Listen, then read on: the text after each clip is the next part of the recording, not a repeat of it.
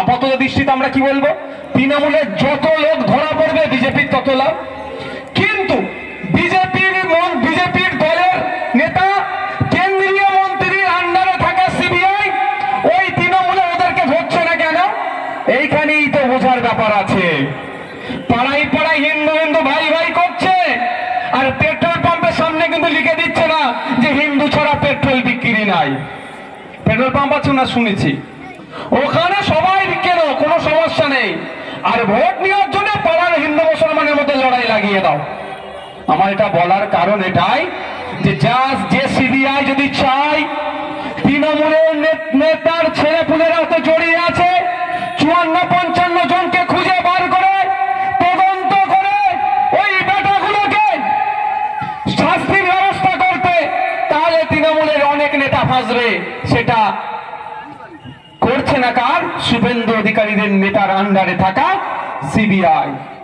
একটা সামান্য একটা আপনাদের মাথায় একটা স্বাভাবিক প্রশ্ন বলি, আপনারা তো কলকাতার হসপিটালে যান তো নাকি ভাই? আপনাদের এলাকায় ট্রিটমেন্ট হয়? হয় ভাই, হলে বলবেন। এই ব্লক হসপিটালে হয়? কোথায় আপনারা ট্রিটমেন্ট করতে যান হেভি ট্রিটমেন্ট হলে? হ্যাঁ, কলকাতার কোথায় যান? আরজি কর, চিত্তরঞ্জন, এইসব যান, পিজিএ দিকে যান। আচ্ছা, কোন জায়গায় দেখেছেন কোন একজন ডাক্তার ডিউটি করছে? কোন জায়গায় দেখেছেন এই বড় হসপিটালে? ওই দিন তিলোত্তমার সাথে যে সমস্ত ডক্টর বা নার্সেরা ডিউটি করেছে, আমি বলছি না তাদেরকে অ্যারেস্ট করতে, কিন্তু তাদেরকে তো জিজ্ঞাসাবাদ করতে পারে। কি ঘটনা ঘটেছে একটু বলো। তারা কি বলেছে? বসো বসো বসো। তারা কি বলেছে? তাদের জিজ্ঞাসা করেছে?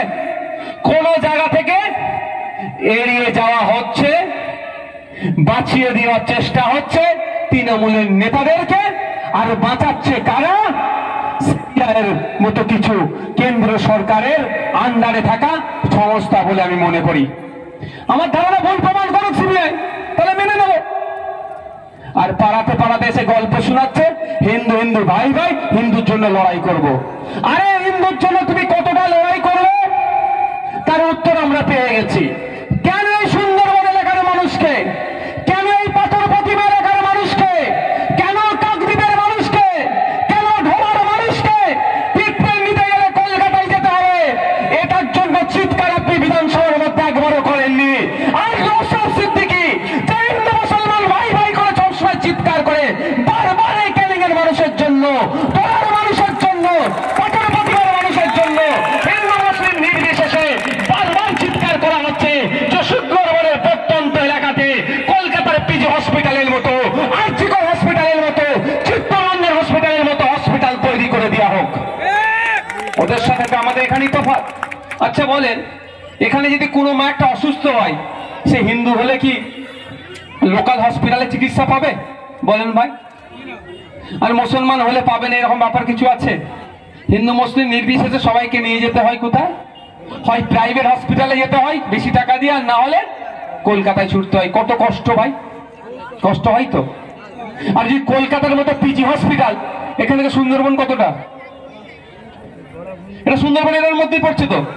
আচ্ছা বলে, এই যে সুন্দরবন এলাকাটা যদি একটা কলকাতার মতো পিজি হসপিটাল হয়ে যায়, আরজিকরের মতো বড় হসপিটাল, চিত্তরঞ্জনের মতো যদি বড় হসপিটাল হয়, আপনাদের দুর্দশা একটু ঘুচবে কি ঘুচবে না? কষ্ট কম হবে না আপনাদের? গ্রামের মানুষ গ্রামেই ট্রিটমেন্ট করতে পারবেন, এলাকাতেই পারবেন। এটা নিয়ে শুভেন্দু বাবু চিৎকার করে না। শুধু চিৎকার কেন করছে? ক্ষমতায় আসবে বলে। যদি বলে এখন ক্ষমতায় নাই, কিভাবে করবে সেটাও বলে যাচ্ছি। যেমন মেডিকেল কলেজগুলো এখানে রাজ্যের এখতিয়ারের মধ্যে আছে, ঠিক একই ধরনের কেন্দ্র সরকার চাইলে এইমস তৈরি করতে পারবে। যেটা কল্যাণীতে এইমস আছে, তাহলে কেন শুভেন্দু বাবুরা এইখানে এই কাকদ্বীপ, সাগর, নামখানা, পাথর প্রতিমা এই সমস্ত এলাকায় গোসাবা, বাসন্তী তো ওই দিকটা পড়ে যাচ্ছে, তারপরে বলছি এই এলাকায় এইমস কেন তৈরি করে দিচ্ছে না? ওরা গরিব হিন্দু মুসলমানের ভালো চায় না। যে যতই বলুক না কেন, যেমন বলে তৃণমূল মুসলমানদের ভালো চাই মনে হয়, যেমন অসত্য কথা তৃণমূল মুসলমানদের ভালো চাই, যেমন অসত্য কথা ঠিক এখন অসত্য কথা বিজেপি হিন্দুদের ভালো চাই। এই দুটো দলই হিন্দু মুসলমানকে বোকা বানাচ্ছে, হিন্দু মুসলমানের মধ্যে লড়াই লাগিয়ে এরা ক্ষমতায় টিকে থাকতে করতে চাইছে। তাই আমাদেরকে ঐক্যবদ্ধ হতে হবে, পাশের প্রতিবারের মানুষকে আওয়াজ তুলতে হবে, ঢোলের মানুষকে আওয়াজ তুলতে হবে, রায়দিঘির মানুষকে আওয়াজ তুলতে হবে, কুলটির মানুষকে আওয়াজ তুলতে হবে, কাকদ্বীপের মানুষকে আওয়াজ তুলতে হবে। এখানে পিজি হসপিটালের মতো হসপিটাল নাও, নাহলে সামনের ভোটে তোমাকে আমরা পরাজয় করব। যদি আপনারা দায়িত্ব নিয়ে বলছি, সামনে নির্বাচন আসছে, বিজেপি তৃণমূলের বিরুদ্ধে ভোটটা দিন। এখন ভাঙড়ে দেখবেন নতুন নতুন রাস্তা হচ্ছে, ব্রিজ হচ্ছে, বাসে হচ্ছে, লাইট হচ্ছে, বিশাল ব্যাপার ভাঙড়ে। কেন বলেন তো? ভাঙড়ের মানুষ জবাব দিয়ে দিয়েছে। 2011 সাল থেকে একটা নতুন রাস্তা হয়নি, ব্রিজ হয়নি।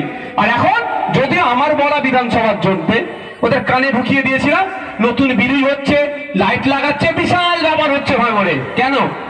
ভাঙড়ের মানুষ বলেছে তোমাকে আর চাই না, জবাব দিয়েছে বলে ভাঙড়ের মানুষের মন পাওয়ার জন্য এত কিছু করছে। সে ভাঙড়ের মানুষ আবার জবাব দিয়ে দেবে, চিন্তা নেই, ও চিন্তা আমি করি না। তো কিন্তু আপনাদেরও বলছি, আপনারা দেখছেন যে আপনাদের ভোট যখন আমি পাচ্ছি, কেন উন্নয়ন করবো ভাই? আর একবার আপনারা এদের বিরুদ্ধে ভোট দিন।